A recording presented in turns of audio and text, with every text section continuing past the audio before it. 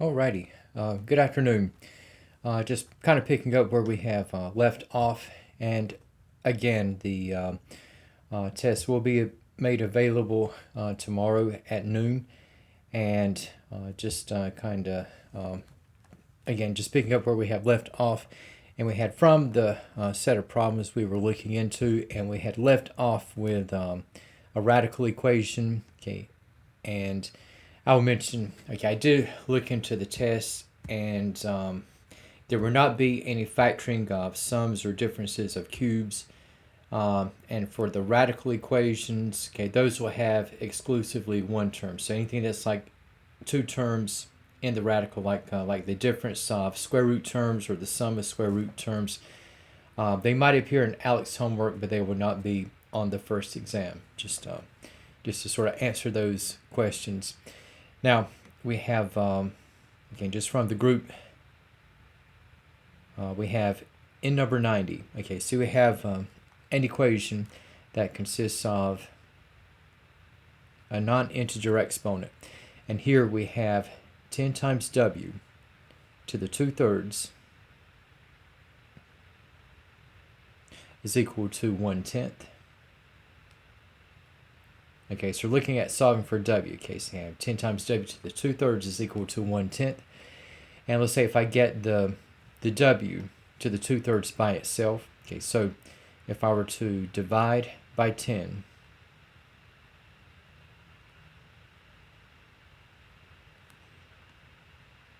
okay, so I have 10w to the 2/3 over 10, and if I divide 1/10 by 10, so for what I'm going to have right now, so for 1/10 divided by 10, you have a little bit of a compounding effect in the manner of speaking. So you have 1/10 divided by 10, or what would be the equivalent of 1/10 divided by 10. So that would translate to 1/10 times 1/10. So right now we have w to the 2/3 is equal to 1 over 100. And again, just for the correspondence, if we go from exponent to radical, now again we have the base a to the m over n. It's going to go hand in hand with the nth root of a to the m. Okay, so we have in this setup, so we're going to have 3 in the denominator. This will indicate that the type of root we're dealing with is going to be one that is cubic. So for w to the 2/3, this is going to translate out to the cubic root of w squared. Again, we have is equal to 1 over 100. And now, so we got the cubic root of w squared.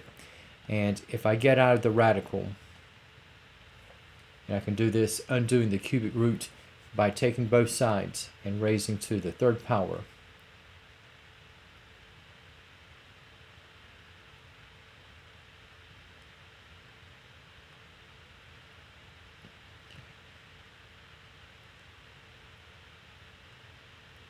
Okay, so if I cube out, okay, so I have cubic root of w squared to the 3rd, so this would be w squared. And 1 over 100 times itself. Now, I'm going to have a small fraction. I've already got a small fraction to begin with. So I got 1 over 100. If I square, it's like adding 2 zeros, cubing, adding another 2 zeros. And if you notice, we got w squared is equal to 1 over a million.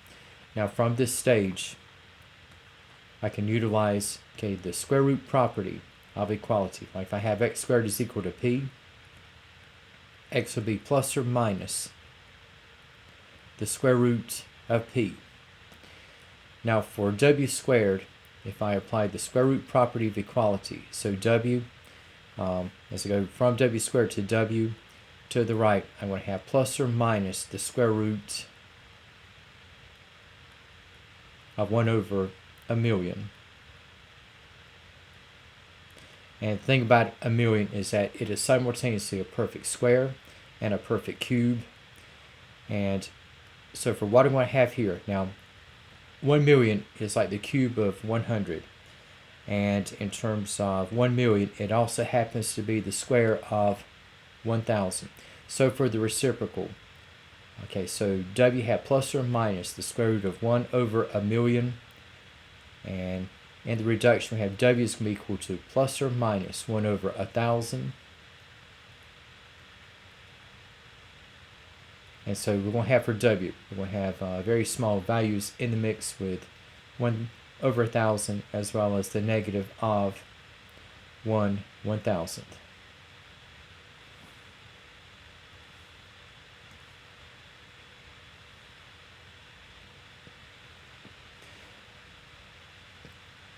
Okay, now, okay, so for W, you have 1 over 1,000 and the negative of 1 over 1,000. All right, now, there's going to be, think like maybe just a little problem or two where you're looking at solving an equation for a specified variable. And now numbers 91 and 96 are like such samples. Now for 91, okay, now this is putting things just a little bit ahead. And we have for number 91. Okay, now we have an equation that is expressed in terms of both variables, x and y. Okay, so you have 4x minus 3y is equal to 6. And it says to solve this equation for the variable y. In other words, I'm going to get this equation down to y equals. Okay, so with this expression,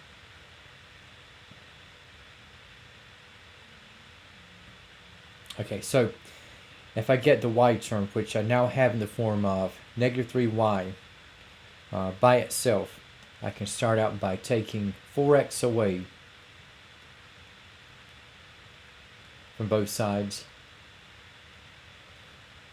And we have upon doing so, so we have negative 3y. And we have is equal to, and you can say either 6 minus 4x or have the x term in front, like negative 4x plus 6. And there is a part in the next chapter that will be involving, okay, the slope-intercept form of a linear equation. Like you have like y is equal to mx plus b. And now for this item, okay, if I write what I have in terms of y equals,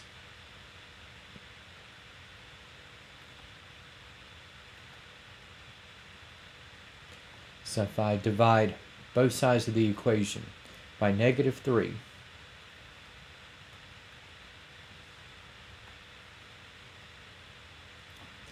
and so for what I'm going to have here, negative 3y over negative 3 becomes y. And negative 4x over negative 3, now we're going to have a negative over a negative. It's going to be a positive. So we have 4/3 of x. And then we have 6 over negative 3 becomes negative 2.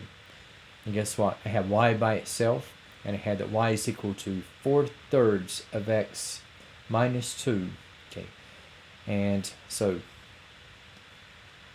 we have, in this case, the solution for y from this equation. Now, 96 is a little bit tricky. It kind of reminds me of a physics problem where I was dealing with calculations, I think, around RLC circuits, and you had a bunch of fractions where you had the variables in reciprocal form. And in the case of this problem in 96,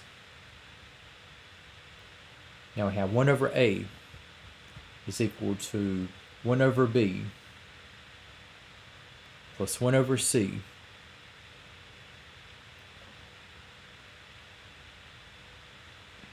and we're looking at expressing this equation in terms of b equals. Okay, and what makes this problem, seem tricky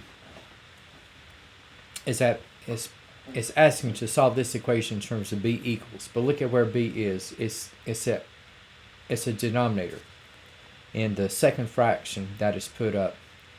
So there's a bit of an untangling to be done. Okay, And now, just like the other day, now we were looking at least common denominator, either to write the fraction in terms of the LCD or to use LCD to cancel out the denominators. And since we have an equation involved, we're going to apply the least common denominator to cancel out the denominators a, b, and c. So we have in this setup, we have the least common denominator. Okay, it's just going to be a times b times c. And if I distribute this over all the terms in the mix,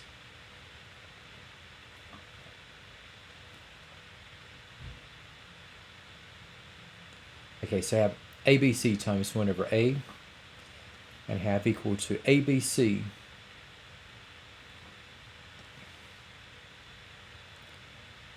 times 1 over B, and I have plus ABC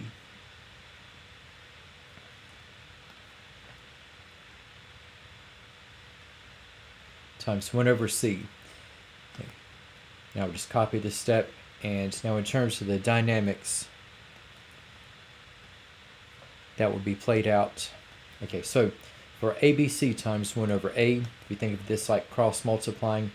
Okay, so I'm going to get the A's to cancel in the first ratio. And then we have with the second, okay, we'll have the B's to cancel out. And for the last, okay, we have C to go out. And so we have in the rewrite, notice we have BC is equal to, okay, now we have A times C.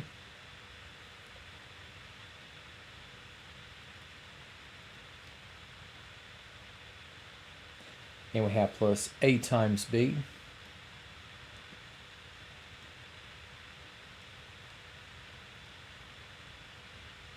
Now I'm looking at getting the equation in terms of B equals. Okay, and so I got in B I have BC by itself on the left and AB on the right, and I can join the B terms together.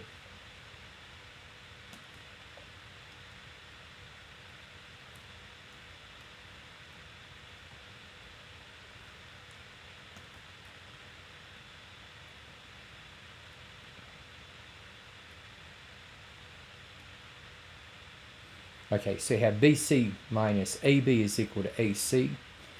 Okay, notice we have our B terms now on the left. And what I can do, okay, now I'm trying to get this down to a single B expression.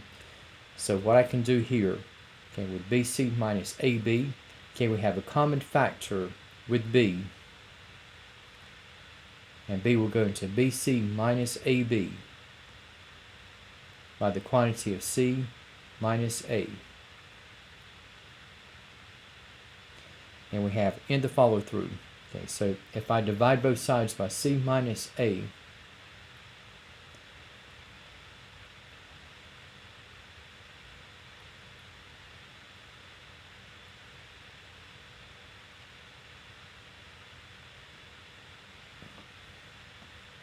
okay, so we have C minus A to cancel on the left, and so we have in our solution for B, okay, so B is equal to AC all over C minus A.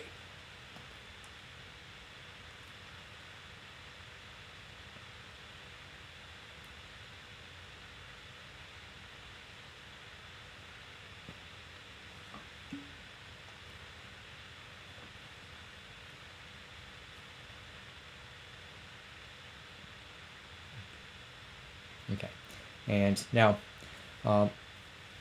for what we have in the case of the next portion, okay, so we have with numbers 104 through 106, and we have in 104 through 106, okay, so we're looking at, let's see, so we got some sets of equations that are at least quadratic in form, and now for what we have here, okay, so we got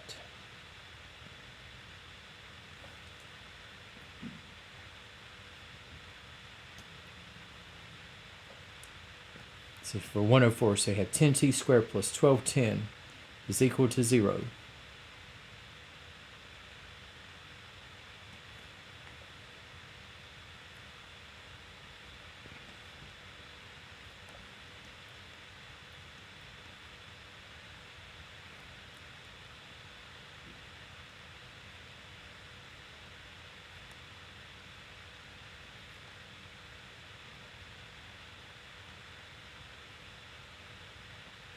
Okay, so for 10t squared plus 1210 is equal to 0. So I'm looking at solving for t.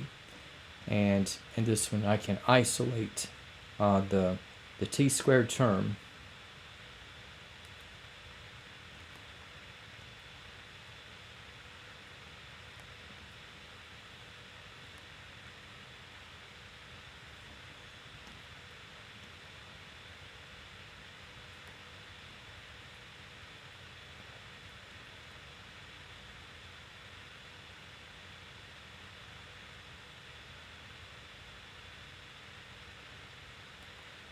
Okay, so 10t squared is equal to negative 1210. Okay, so isolating the t squared, if I divide by 10,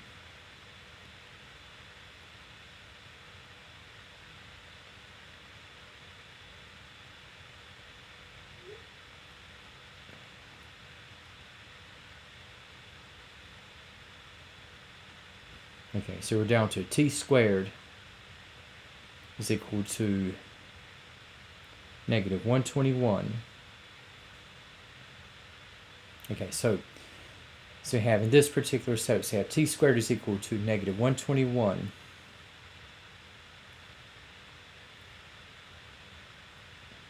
Okay, so we have with the square root property of equality. So we have that t is equal to plus or minus, okay, the square root of 121.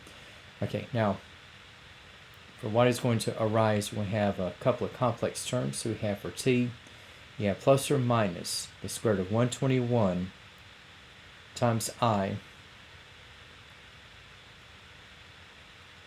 And for the result here, okay, have t is equal to plus or minus 11i.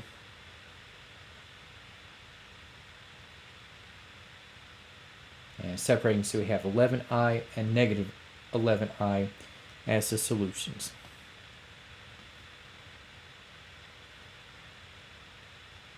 Okay. All right. Now, for what we have in the case of the next item,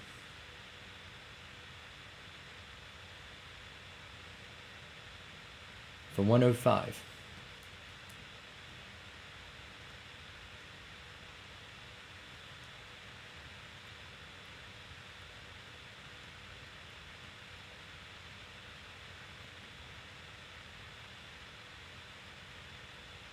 Okay, so if x times the quantity of x minus 4 is equal to negative 9.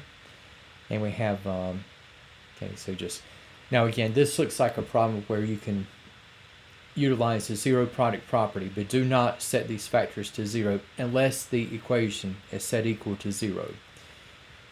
So in this one, we cannot use x alone or x minus 4 alone and just set it equal to what's on the other side. Okay, so here we have to untangle, so we have to distribute and get rid of the parentheses. So we're going to have in the rewrite, we're going to have x squared minus 4x is equal to negative 9. So I have a quadratic equation, okay, that is not yet in standard form.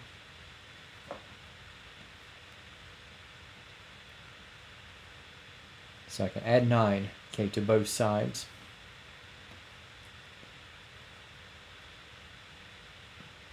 And so we have x squared minus 4x plus 9. Okay, and we have is equal to 0. Okay, and for what we have in this particular layout, okay, so we have a trinomial, but it's not one that can be factored into integer coefficients. And so for what we have here as a recourse, okay, I can utilize the quadratic formula. So I have with a, okay, this is referencing 1x squared, so you have a is equal to 1. And then for minus 4x, okay, so have b is equal to negative 4. And then we have with c, okay, so have c is equal to positive 9.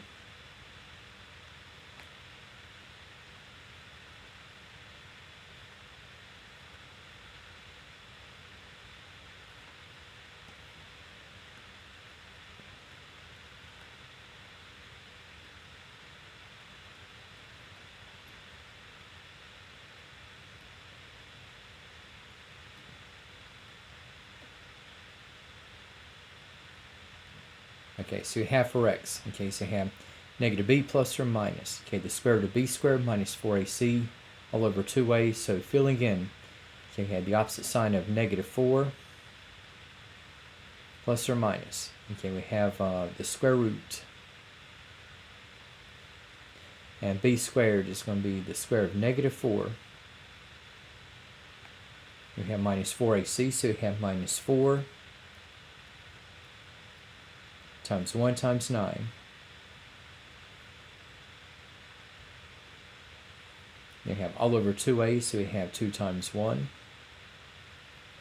Okay, and for what we have in the case of what's inside the radical, so we have the square of negative 4 is going to be 16. Then we have negative 4 times 1 is negative 4. Negative 4 times 9 is negative 36. And 16 minus 36 is going to be negative 20.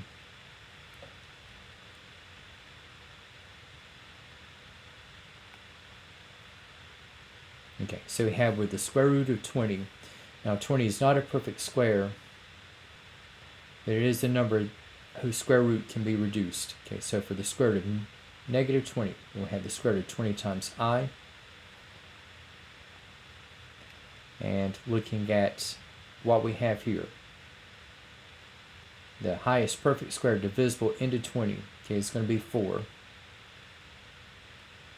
And so we have in the reduced radical form, we're going to come out to 2 times the square root of 5 times I.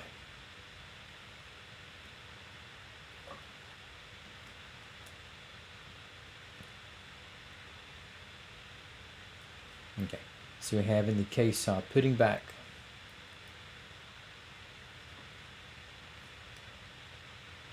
so we have 4 plus or minus.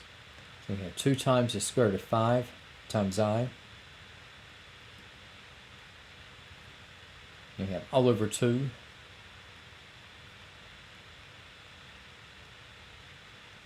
And 4 divided by 2 is 2. And 2 will go into plus or minus 2 times the square root of 5i. Square root of 5i times. And you can write this in compact form, but like in Alex, okay, just looking at the separate terms, you're going to have 2 plus the square root of 5 times I,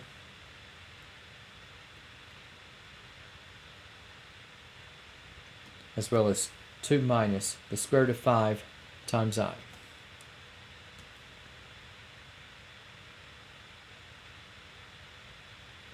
Okay. So in this one, okay, we have another set of complex solutions in the mix. Okay, now for what we have in the case of 106, okay, now we have just going back to the terrain of where we have an equation that is going to be quadratic in form.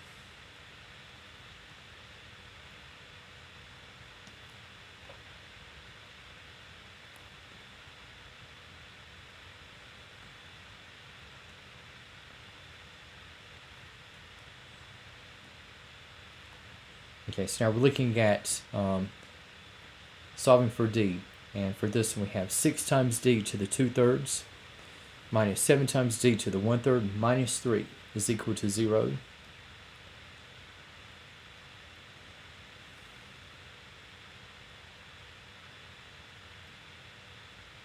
Okay, and now this equation again is going to be quadratic in d to the 1/3, since we have a 2-to-1 ratio between 2/3 and 1/3, and just kind of running on a parallel course. So if you were, see, like, if you had to factor like 6x squared minus 7x minus 3, okay, and you looked at factoring by grouping, let's say. Okay, so you have like with the first and the last coefficients, you have 6 times negative 3 is negative 18, and I want the combination to add up to negative 7. So guess what? We got negative 9 and 2. Negative 9 times 2 is negative 18. And negative 9 plus 2 comes out to negative 7.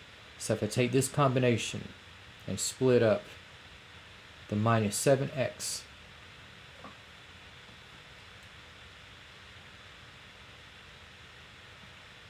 so again we have 6x squared minus 9x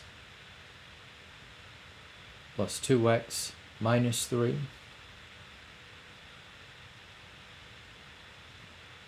And we have in terms of grouping,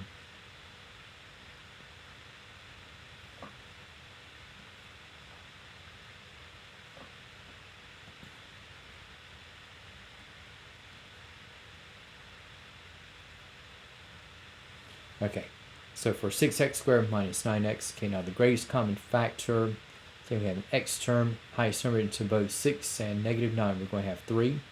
So 3x is going to be the greatest common factor for the first pairing, and we have times the quantity of 2x minus 3.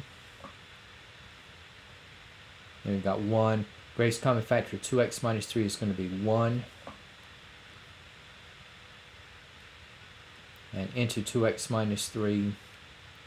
Okay, so we have that as 2x minus 3. So we have in terms of factoring, so you have common binomial with 2x minus 3.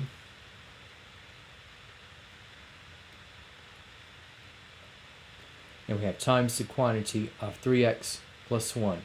Okay, so having d to the 2/3, okay, kind of parallel x squared, and d to the 1/3 to parallel x. So we have on the same wavelength.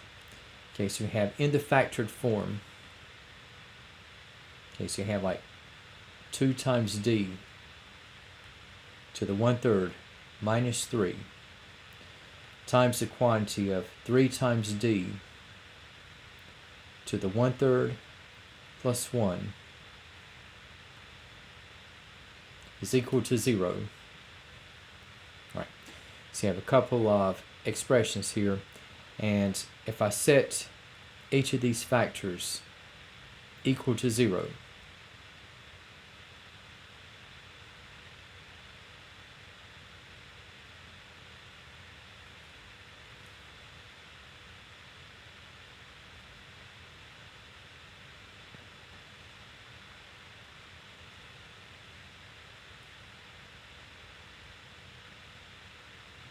okay, so if I isolate, okay, the d terms, okay, so we have first of all for 2d to the 1/3 minus 3. Okay, so if I add 3 to both sides,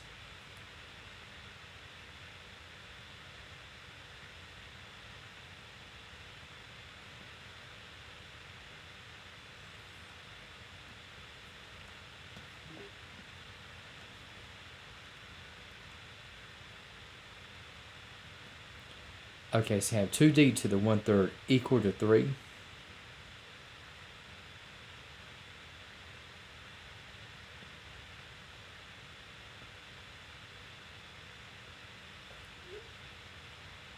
Okay, and I divide by 2.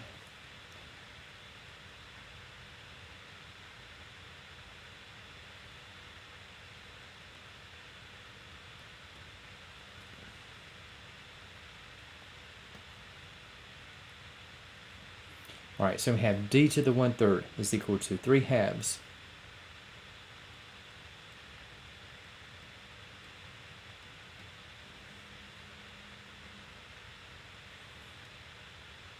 Okay, so going from exponent to radical. So I got the cubic root of d is equal to 3/2. And then freeing up the d from the radical. Okay, so got the cubic root of d equal to 3/2. And if I look at cubing both sides,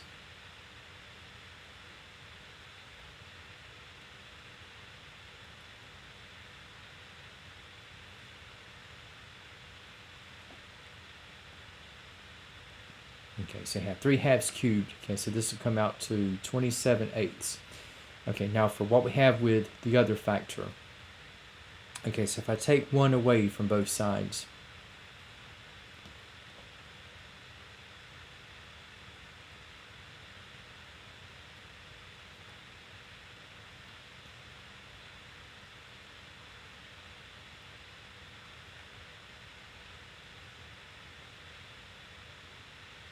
okay, so dividing by 3, okay, so you have 3d to the 1/3 equal to -1, and we have with division, so have d to the 1/3 is equal to -1/3.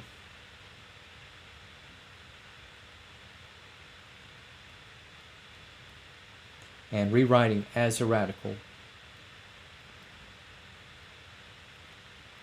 So we have the cubic root of d is equal to -1/3, and then freeing up the radical once again. Okay, now let me pause for just a moment. Okay, so in the case of even roots, the even root of an expression cannot reduce to a negative constant.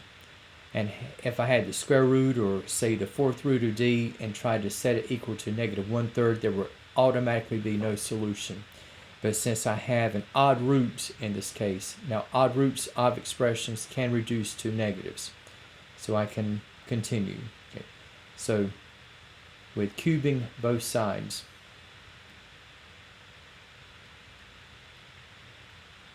okay, so I have the cubic root of d to the 3rd, so this will go to d, and -1/3 cubed, okay, this is going to be -1/27.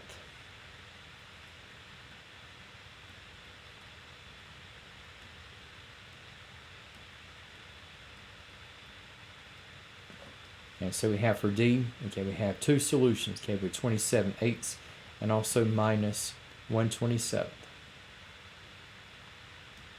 Okay, now just for the set of problems, okay, that we have with absolute value. Okay, and we have for the case from page 115. For what we have on page 115, okay, we have for the number 130.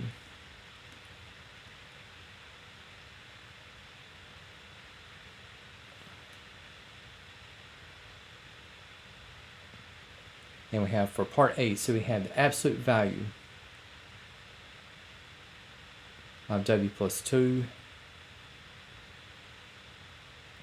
followed by the additional 1, okay, we have is equal to 6. Okay, so looking at isolating the absolute value of w plus 2, okay, so taking 1 away from 6, okay, so I have the absolute value of w plus 2, okay, we have is equal to 5.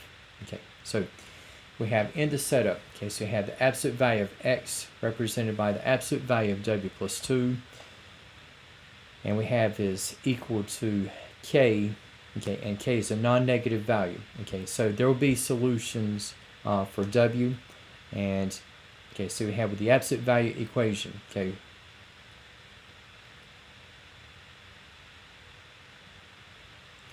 okay, so I can free up. Okay, so I have the absolute value of w plus 2 equal to 5. So for w plus 2, I can set equal to the values, or the numbers. I have an absolute value of 5, or they'll be 5 units away from 0. One is going to be 5, and the other is going to be -5.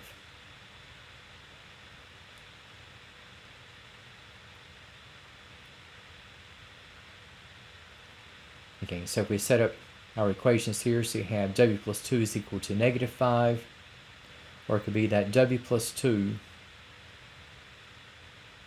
is equal to 5. And so for what we will have in the case of the solutions for w,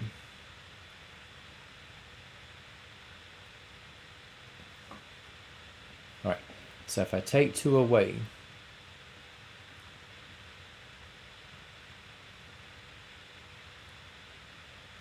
okay, so for w have equal to -5 minus 2. So the w is equal to -7, and for w plus 2 is equal to 5. Okay, so we have that w is equal to 3.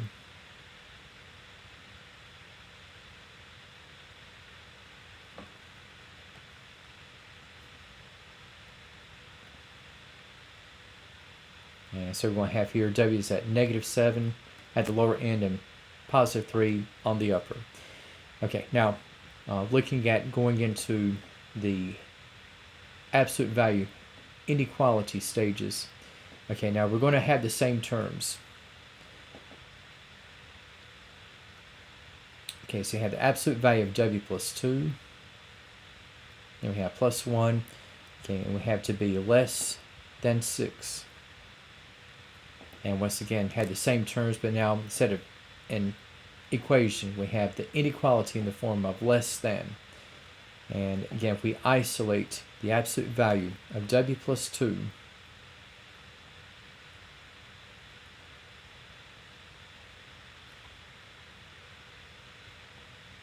okay, so we have the absolute value of W plus 2 is less than 5.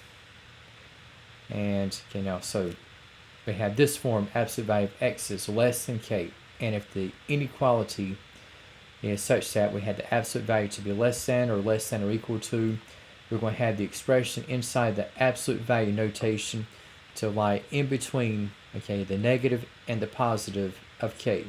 So for what we have in terms of establishing what we have now, let's see. Oh, there we go. Okay, so we have -5 is going to be less than W plus 2, which in turn is going to be less than 5.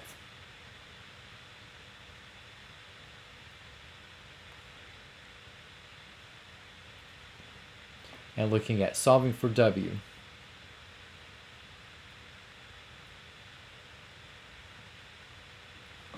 okay, so if we get the W by itself,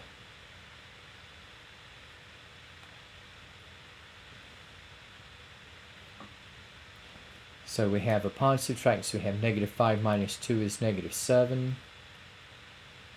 It's less than W, which in turn is going to be less than 3.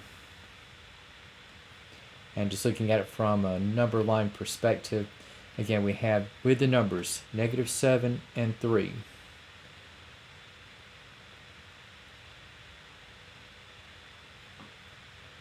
Okay, so we have -7 and 3. And because we don't have equal signs in either of the inequality portions, we're going to have holes or open circles on -7 and 3. And in terms of graphing, okay, we're just going to have a line segment connecting the holes on -7 and 3. And in terms of the interval solution display,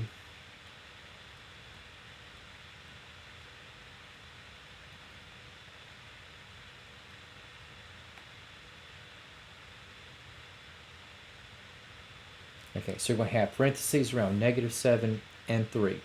Now, for what we have in the case of the third part, in part C, now we have another inequality, and we have going, okay, in sort of the other direction, where we have going from less than to greater than or equal to.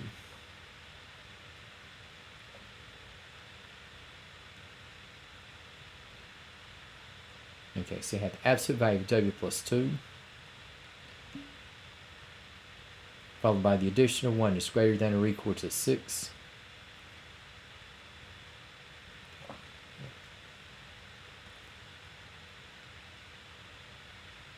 Okay, now for part C, okay, now we have the same terms, except this time around we have the inequality to be greater than or equal to 6, and then getting the absolute value of W plus 2 by itself. So again, we're back to the comparison of the absolute value of W plus 2 with 5. So here we have W plus 2 is greater than or equal to 5. Now, once I take out the absolute value bars,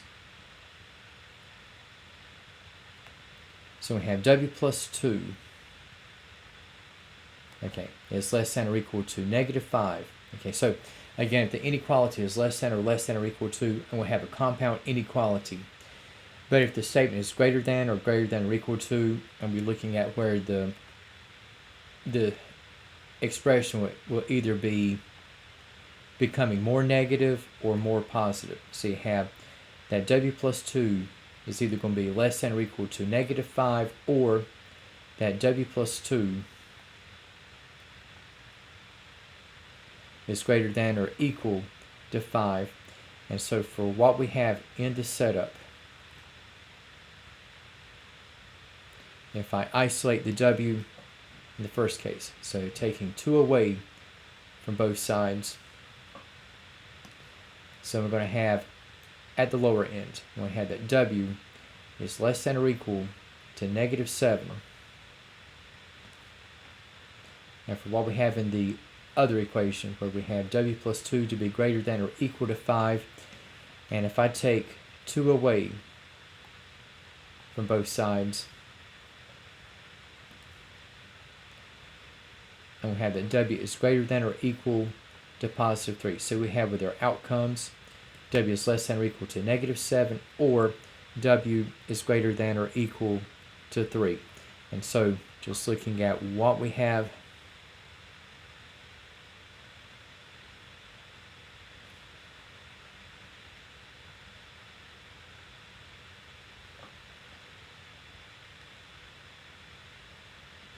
so you have with our numbers, okay, so you have -7 and +3. So we have for W is less than or equal to -7. The equal sign signals that -7 is included, and this will be indicated by a point. And here we're going to have a ray going to the left, and this will be heading out toward -infinity. And for W is greater than or equal to 3, okay, so we have a solid point on 3.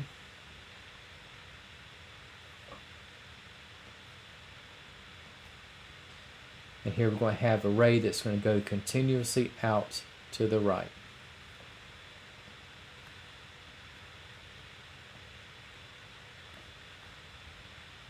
We have approaching infinity. And in terms of what we have with the interval solutions,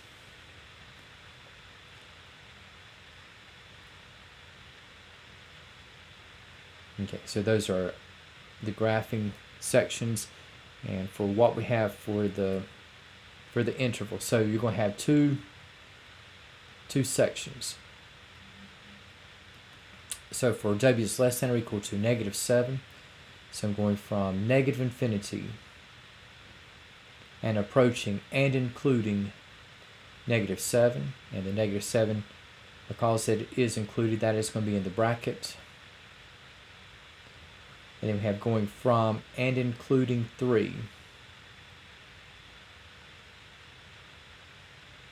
And we have approaching infinity. So that'll be the interval solution outcome for what we have in number 130.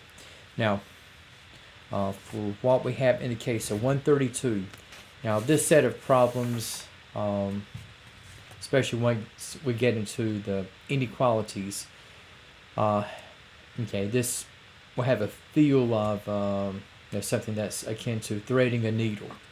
And now you'll have some absolute value statements in the test, but it will not be, at least in terms of the intensity, not quite like what is in 132.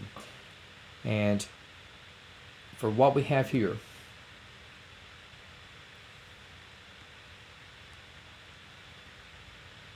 okay, first of all, okay, so we have an absolute value equation whereupon we have the absolute value of y plus 5 minus 3, okay, is equal to -3. And if I get the absolute value term by itself,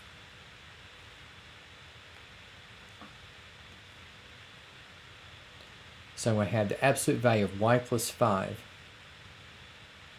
is equal to 0. Okay, so here, okay, for the number 0, again, by definition, absolute value is the distance away from 0. Well, guess what? With y plus 5 consisting of an absolute value that is equal to 0, well, guess what? There's only one value that is going to be of an absolute value of 0, and that is going to be 0 itself. Now if I had like absolute value of y plus 5 is equal to 1, I would have setting y plus 5 to negative 1 as well as positive 1. But here, if I try negative or positive 0, it's still going to be 0. So instead of two equations drawn out, okay, there's only one, and that is going to be y plus 5 is equal to 0. And from here, we're going to have that y is equal to negative 5.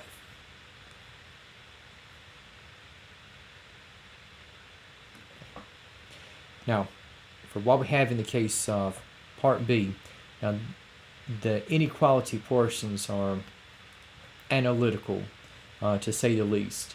And we have for the first, okay, we have less than. So we have the absolute value of y plus 5 minus 3 is less than negative 3.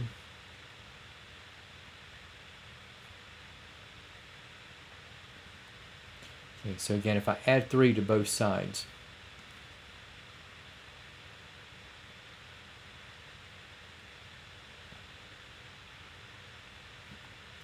so we have that the absolute value of y plus 5 is less than 0. Okay, now here's the deal. Okay, so you have y plus 5. Okay, we have that the absolute value is less than 0. And this is, again, this is one threading of the needle parts. Okay, okay, this problem, okay, the absolute value of y plus 5, for this statement to be true, if it's anything that is less than 0, is going to be negative.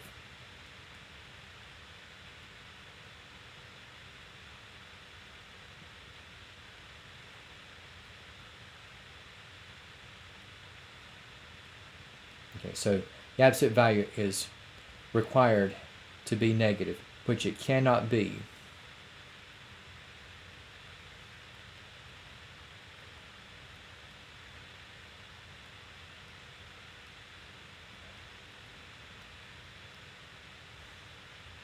Okay, because again, absolute value of an expression, okay, has to be either 0 or positive, but never a negative. And so for what we have in consequence, because of the nature of this problem, okay, there's going to be no solution.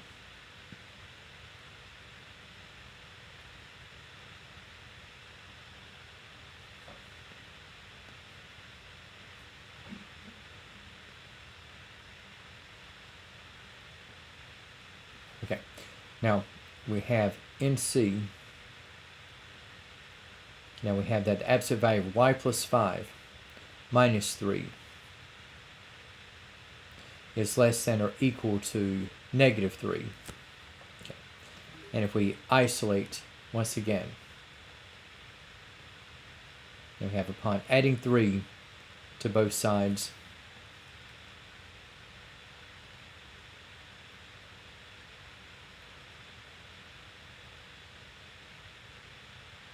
okay, so the absolute value of y plus 5 is less than or equal to 0. Now, there's a bit of an escape route on this one. Now, it looks as if we might be on the pathway to no solution. And it's because this particular part, that part cannot exist. However, if you notice, we had the inclusion of the equal sign. So, the absolute value of y plus 5 can't be negative, but it can be 0.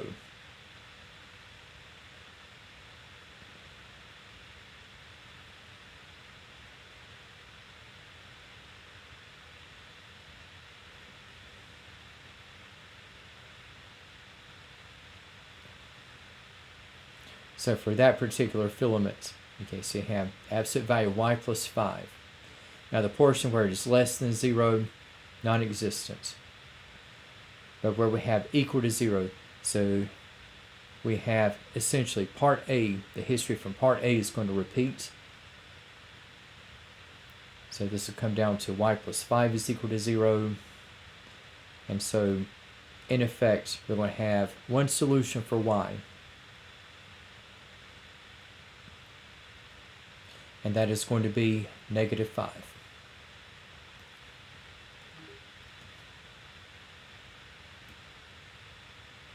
Okay, so in a way, this inequality is kind of taking a synthesis of parts B and A. Okay, from the less than part, again, the absolute value of y plus 5 cannot be negative. However, there's that equal portion. So while the less than part is disqualified, there is that equal portion upon which we were able to follow through. Okay, so in this case, there was a solution, part C, where we have y is equal to -5. Okay, now, for what we have in the case part D,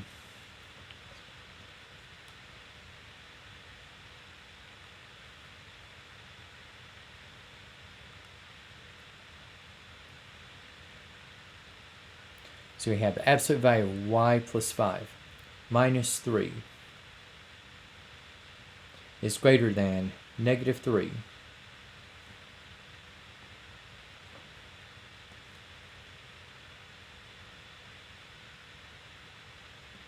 And we have upon adding 3 to both sides. So again, we have the comparison of y plus 5 with 0. This time where we have the absolute value of the expression is said to be greater than 0. Okay, now let me mention, okay, so you have going in two pathways here. Now, so we have where y plus 5 is going to be where its absolute value is greater than 0. Now, the absolute value cannot be less than 0, but it can be greater than 0. And so we're going to have like two separate inequality expressions. Okay, so it could be that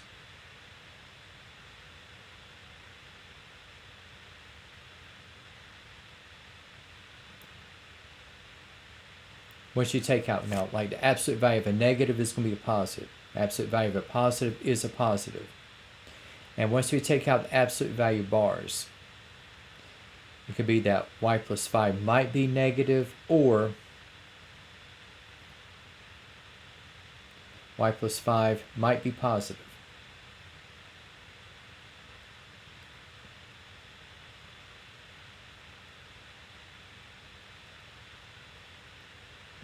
And for what we have symbolically, okay, so if it's negative, you would have that y plus 5 is less than 0, or it might be that y plus 5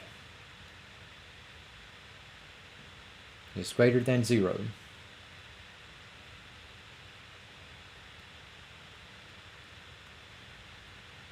So we had that y plus 5 is less than 0. Okay, we're going to have for y. We had that y is less than -5.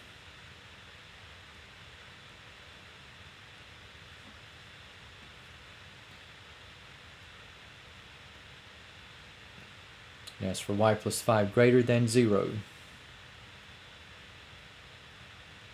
I'll take 5 away. Okay, so we have for the outcomes here, okay, we have y is less than -5, or we might have that y is greater than -5. And in terms of how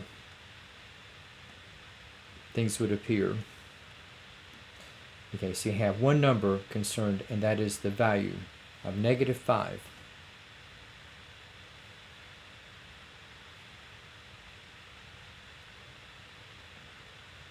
So we have on the one end, okay, for y is less than -5. So you would have a hole on -5, and then you're going to have to the left, okay, it's going to be a ray. It's going to run continuously.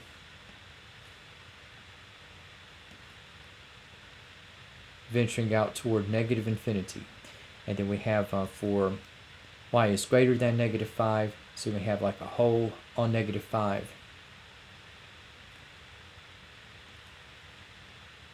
And what will be a ray going out to the right, approaching positive infinity. And if you notice, only -5 is going to be excluded. So you have a hole located on -5. And in the case of the interval solution, and I'm going to do a little bit of color coding here. So you have for the values of of y less than negative 5. Okay, so you have parentheses, and you have y going from negative infinity and approaching, but not including negative 5.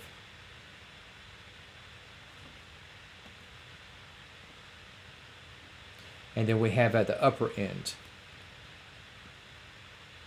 again, we're bypassing negative 5. So you have another parenthesis, so you have going from past negative 5 and approaching positive infinity.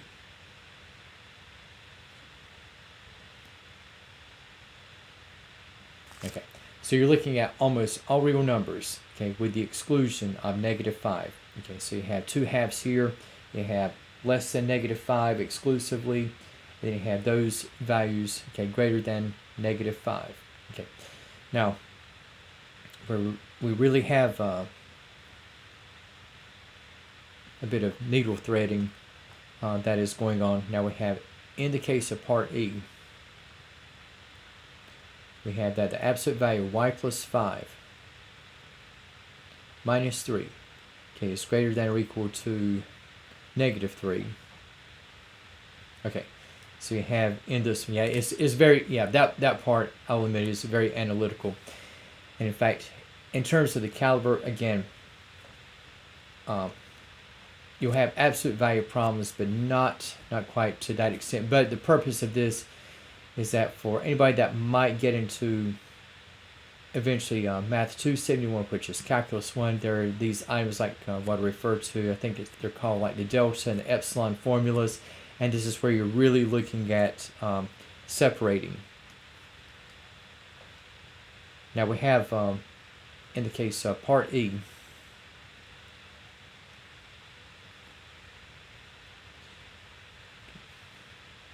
okay, so just taking what we have, let's see, where was I? Yes.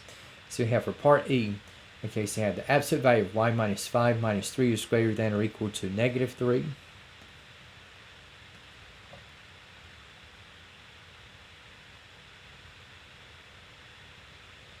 And we have that the absolute value of y plus 5, again, is going to be greater than or equal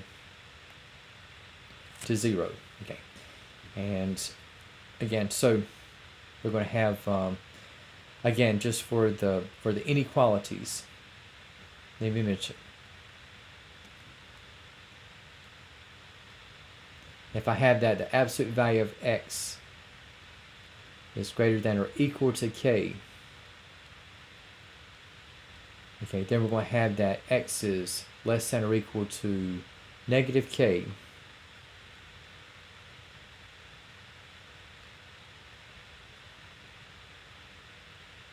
or that x is greater than or equal to k. All right, so we have in the layout, okay, so we have for absolute value of x greater than or equal to k, we have x is less than or equal to negative k, or x is greater than or equal to k. So think of like x represented by y plus 5 and k represented by 0. Okay, so if I were to translate literally, okay, so we have with our inequalities, so if I have like y plus 5, now we'll say we have is equal to negative 0, or we have that y plus 5 is greater than or equal to 0. Well, guess what? Negative 0. Think of like negative 1 times 0. It's still going to be equal to 0. So you have at the lower end, so you have y plus 5. We have less than or equal to negative 0.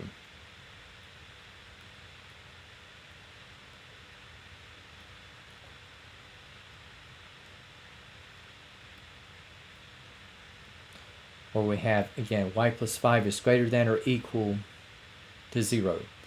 And so looking at what we have with the inequalities,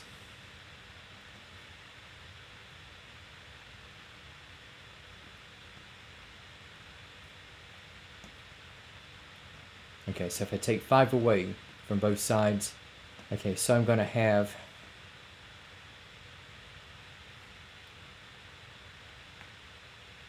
Okay, so I'm going to have here that y is less than or equal to -5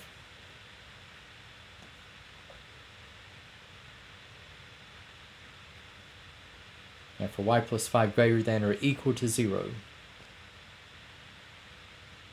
So if I take 5 away from both sides, now they're going to have that y is less than or equal to -5, or we're going to have that y is greater than or equal to -5. And if you notice, for both of these inequalities, okay, we have the equal applied, and so this will be inclusive of -5. Okay, so let me mention, okay, so we have for y is less than or equal to -5 and y greater than or equal to -5.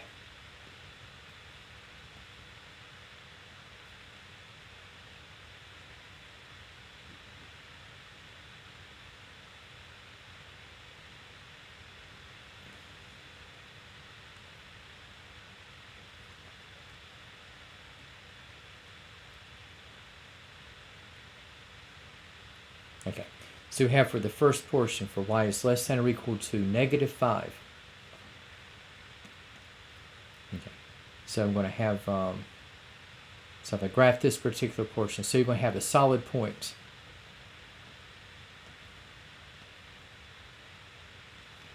And from this, we have a ray that's going to go out to the left.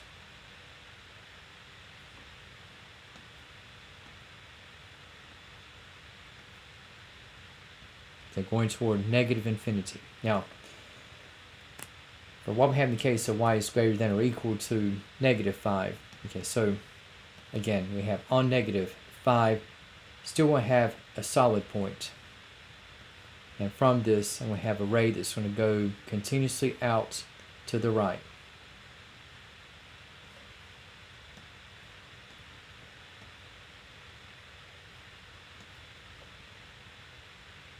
Okay, so I'm going on out to infinity.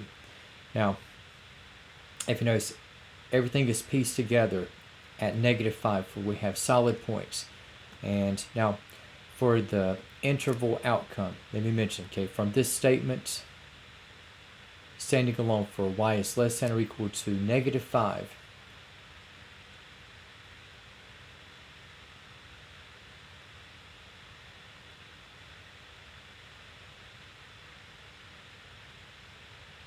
okay, so this is for y is less than or equal to -5.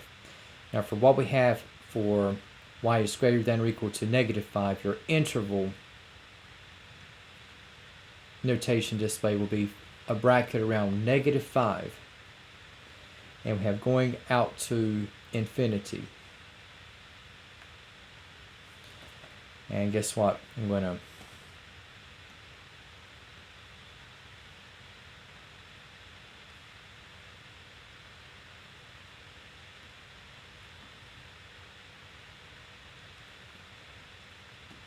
if you notice, for both of these inequality sections, -5 is included.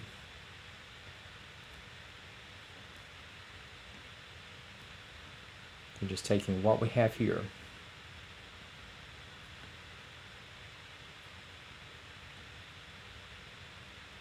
Because -5 is included. Okay, the sections are pieced together.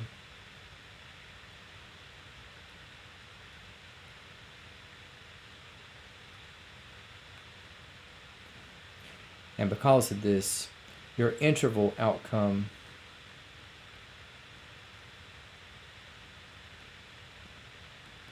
is going to wind up becoming the set of all real numbers.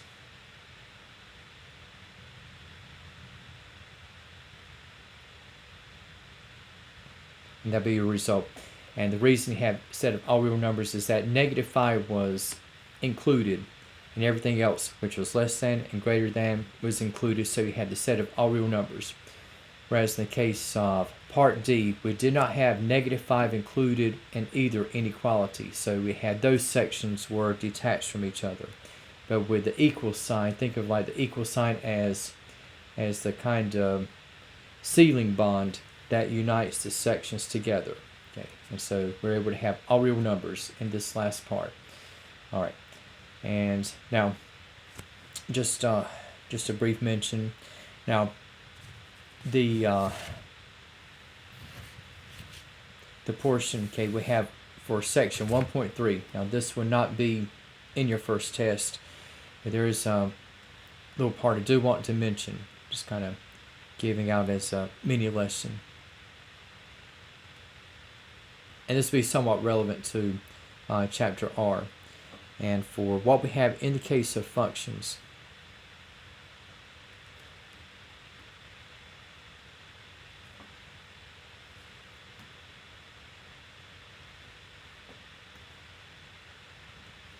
and in the case of functions, okay, now we have with the function,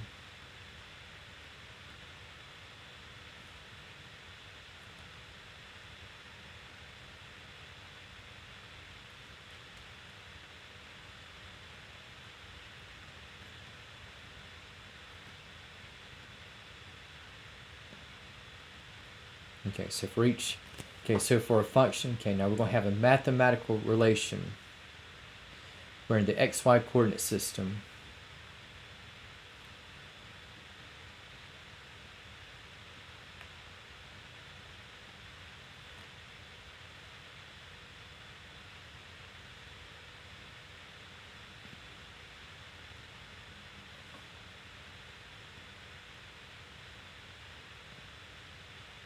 okay, we'll have for each x value,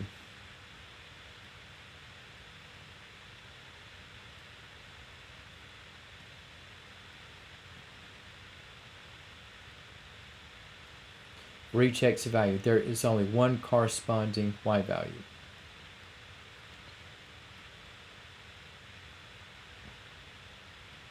Right, you could also say this is one and only one corresponding y value.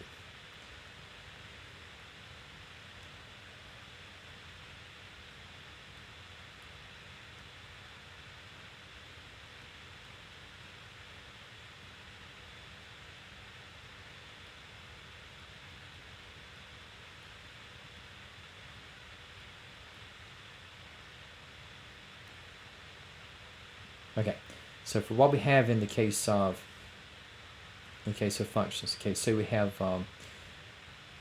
remember, okay, in the xy coordinate system, all ordered pairs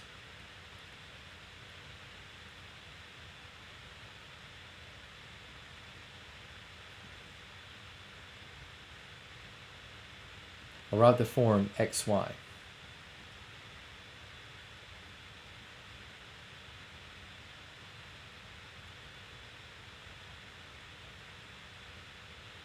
Okay, and just kind of separating in case you have like x is going to be regarded as the independent or input variable.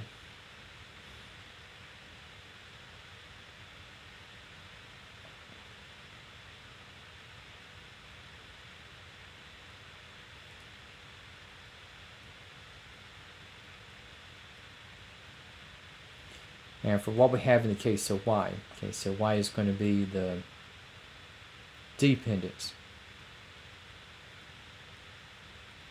And also what is referred to as the output variable.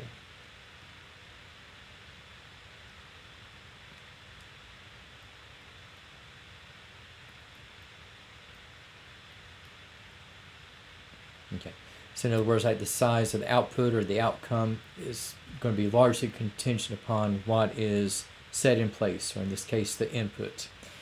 And now, just kind of re-emphasize the case you have, there is one and only one corresponding y value. Okay, and just taking in the case of functions, and I'll put these in the case of ordered pairs, though we'll be looking into graphs, but we'll come to that point next week. But in the case of what we have for examples of functions, say if we just have it in the case of ordered pairs, okay, we can say that we have like among our points we can have something like 0, 2, 3, 5.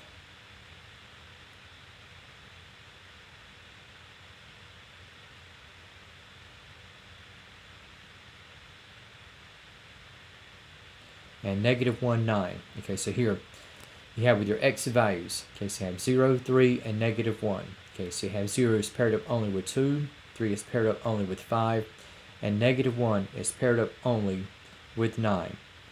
And now for some of the features, now a term we'll be looking at time and again is going to be domain. And the domain will be the set of x values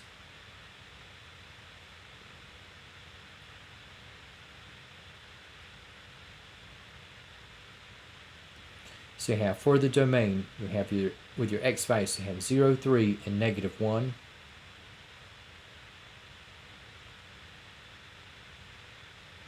And as long as you got those three elements, you're okay.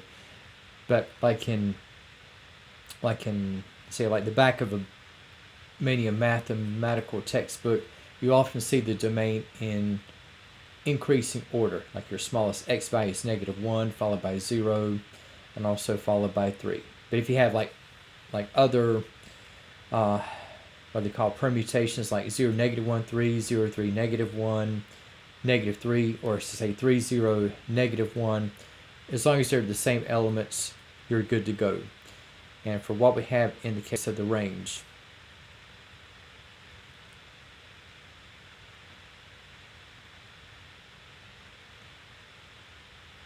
what we have in the case of the set of y values. Okay, so for the y values, okay, we have 2, 5, and 9.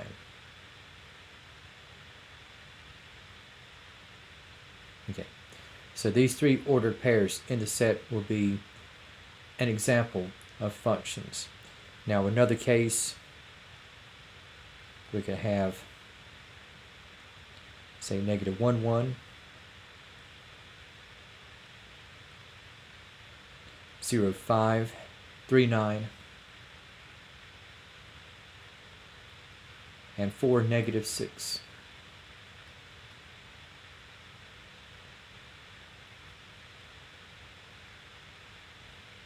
And in the case of what we have with the domain, so again you have, let me mention the case, so you have negative 1 paired up only with 1, 0 is paired up only with 5, 3 only with 9, and 4 is paired up only with the y value negative 6. And we have with the domain, so we have negative 1, 0, 3, and 4.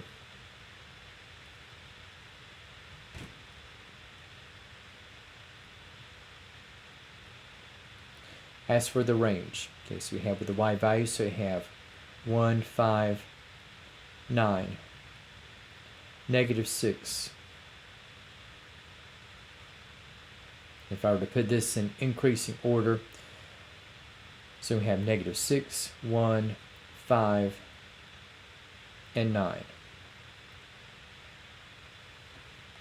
Now, looking at sort of separating, okay, what's going to be a function apart from everything else.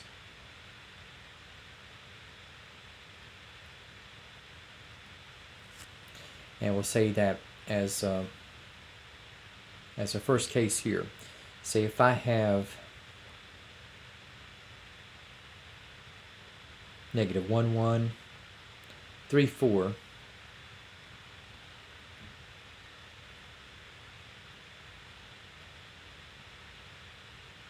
and 5, 7. Again, for this to be a function, each x value must correspond with only one y value. So you have negative 1 paired up only with 1, 3 is paired up with 4, 5 is paired up with 7. So the answer to that is yes. And for your domain,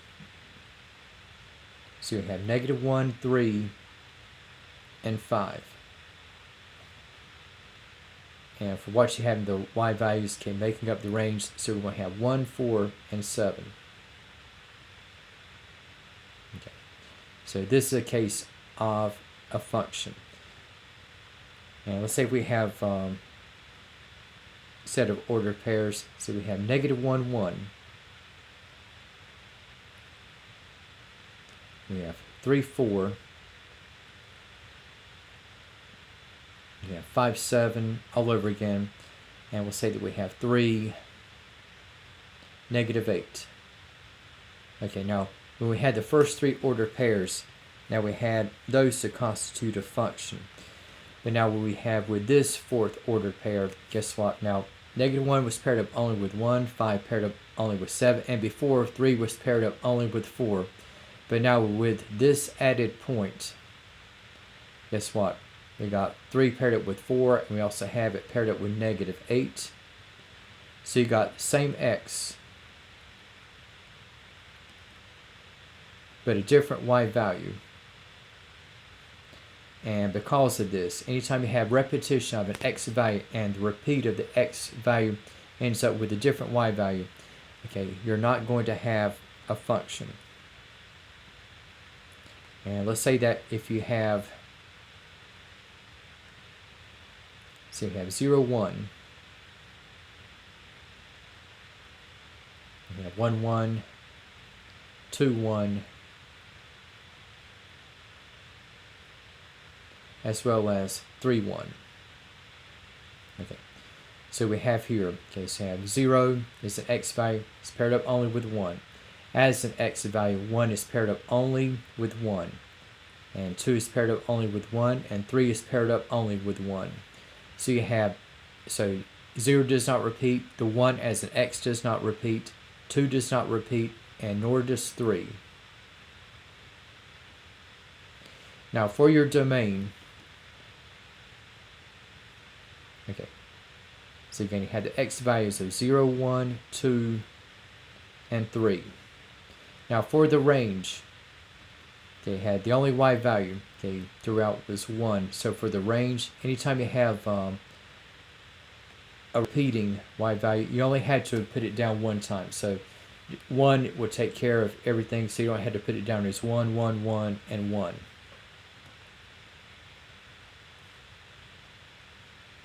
Now if I were to switch the order of the x and the y terms,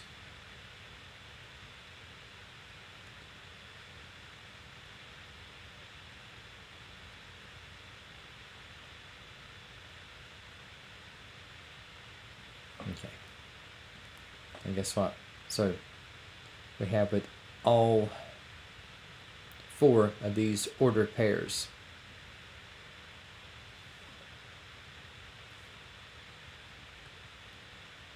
So you have throughout, so you have same x and different y values. So this 4th setup, okay, is not going to be a function. And let's say that if I have just sort of rounding out, kind of a tiebreaker.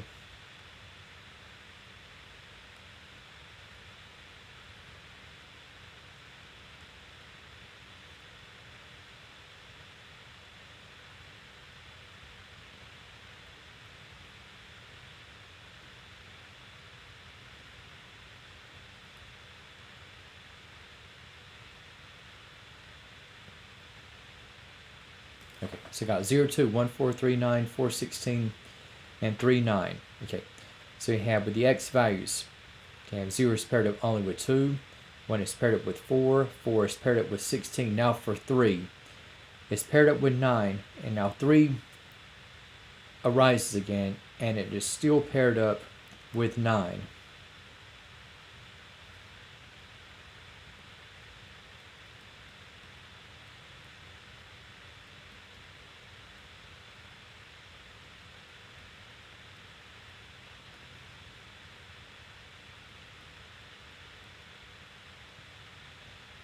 So guess what? You have 3 to rise up again, but 3 is still uniquely paired up with 9.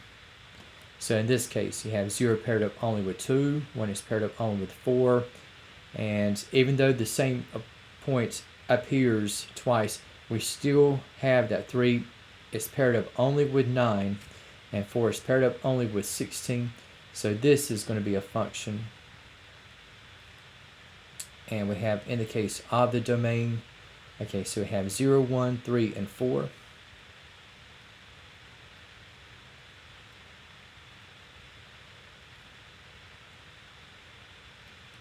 as for what we have in the range, okay, so we got 2, 4, 9, as well as 16. Again, okay, so we have for the first test, okay, this will be available tomorrow at noon, and again, there will be a 90-minute time limit and must be completed in one sitting. And okay, and we have again, the deadline for submitting will be Monday, February the 8th. And let me mention this, okay, as long as you have time left over, and somebody had asked, okay, say if you there'll be 20 prompts, and let's say that if somebody went from number 17 to number 18 and then to 19, and then it all of a sudden got to thinking about, let's say, number 17, and they say, did I put a negative when I meant to put a positive or whatever? And the question was, could I go back to a problem I had already completed? Can I go back and make amendments? And the answer to that question is yes, as long as you have not yet submitted your test. Okay, so again, you have to be completed in one sitting and submitted one time. So this is not like something you can just go back to repeatedly. In other words, like if you redo and you promise, make sure that you do it all in the same sit.